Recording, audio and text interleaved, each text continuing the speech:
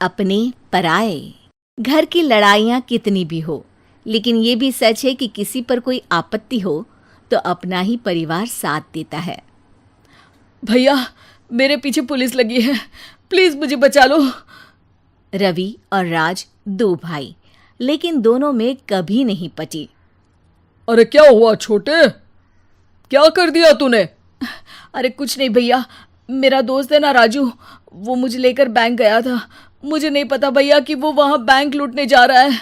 मैं उसके साथ बैंक में घुसते ही सीसीटीवी कैमरे में दिख गया हूँ। अब पुलिस मुझे ढूंढ रही है भैया, मुझे बचा लो।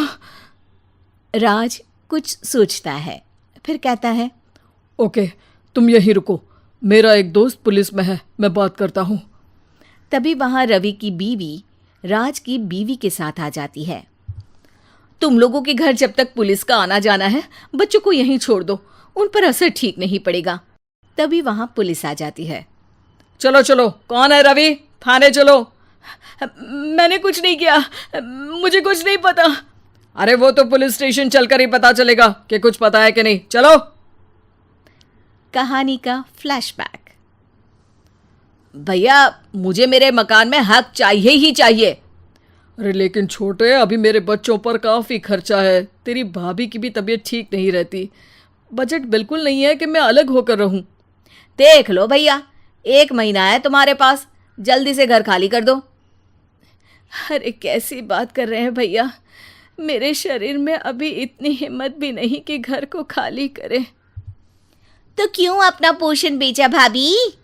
अरे तुम तो जानती हो, पिताजी की बीमारी के कारण उन्हें हमारी ज़रूरत थी, कैसे आते पैसे। ससुर जी तो बूढ़े थे भाभी, उनकी बीमारी में भी पैसे लगाना कौन सा अकल का काम था। तो क्या पिताजी को मैं मरने के लिए छोड़ देता? अरे रवि, तू तो समझ, पापा को हमारी ज़रूरत थी, उन्होंने हमारे लिए हर वो काम किया जिससे हमें खुशी मिले। बैक टू रवि, जो जेल में बैठा है। ये मैंने क्या कर दिया था? मैं ना पिता का हुआ ना ही भैया का। मेरे साथ जो हो रहा है ठीक ही हो रहा है। तभी वहां पुलिस वाला आता है। रवि, तुमसे कोई मिलने आया है। भाभी, आप यहाँ क्यों आई? पुलिस स्टेशन है ये भाभी। भैया, आपकी जगह मेरा भाई होता तो क्या मैं नहीं आती? अच्छा, ये खाना ले लीजिए, खा लीजिएगा।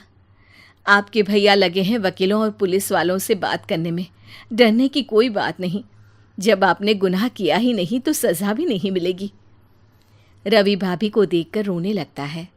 घर में साक्षी चुपचाप बैठी होती है कि तभी सोनम कहती है, अरे साक्षी, क्या हुआ, परेशान क्यों हो रही हो? भाभी, अभी अभी पुलिस स्टेशन से खबर आई है, इन्हें बड़े जेल में शिफ्ट किया जा रहा है। मैं क्या करूंगी भाभी? रो मत, हम अच्छे से अच्छा वकील करेंगे। लेकिन उसमें तो बड़े पैसे लगेंगे दीदी, हम इतना पैसा कहाँ से लाएंगे? अरे क्यों, ये मकान है ना, और मेरे कुछ गहने भी हैं। साक्षी की आंखों में पानी आ जाता है। पर दीदी, ये तो आप और भैया की मेहनत की कमाई है। पापा के बाद भी तो हम लोगों का सब खत्म हो गया था। पापा को तो बचा नहीं पाए, लेकिन भैया को ज़रूर बचा लेंगे, और भगवान चाहेंगे ना तो दोनों भाई मिलकर इससे भी बड़ा मकान खड़ा कर लेंगे। साक्षी। थोड़ी देर में राज वहाँ आता है। सोनम सही कह रही है साक्षी, पैसों की कमी के कारण किसी भी बेगुनाह को सज़ा नहीं मिलती। राज एक अच्छा सा वकील करता है। सोनम और साक्षी बचाए पैसे और अपने गहनों को बेचकर रवि का केस लड़ते हैं और जल्द ही रवि जेल से बाहर आ जाता है।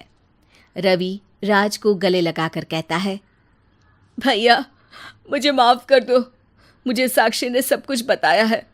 भैया, आपने मुझ पर विश्वास किया, मेरे लिए दिन रात मेहनत की, भाभी ने अपने गहने तक बेच दिए। भैया, आपने तो पापा के लिए भी पैसे नहीं देखे, लेकिन मैं बहुत ही सेल्फिश निकला। भैया, एक आखिरी बार मुझे माफ़ कर दो, मैं शर्मिंदा हूँ। अरे भाई, अपने तो अपने ही होते हैं, पापा ने हमारे लिए क्या नहीं किया ये तुम्हें बताने की ज़रूरत नहीं है मुझे। और फिर तू तो मेरा भाई है, पैसे से बढ़कर रिश्ते होते हैं भाई।